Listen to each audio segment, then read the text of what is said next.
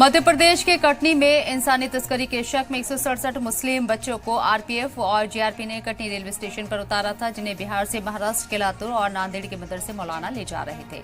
अब कांग्रेस एमएलए आरिफ मसूद ने संगीन इल्जाम लगाए हैं। उन्होंने कहा है कि अब तक 167 मुस्लिम बच्चों को छोड़ा नहीं गया। बच्चे और उनकी फैमिली पिछले 12 दिन से परेशान है।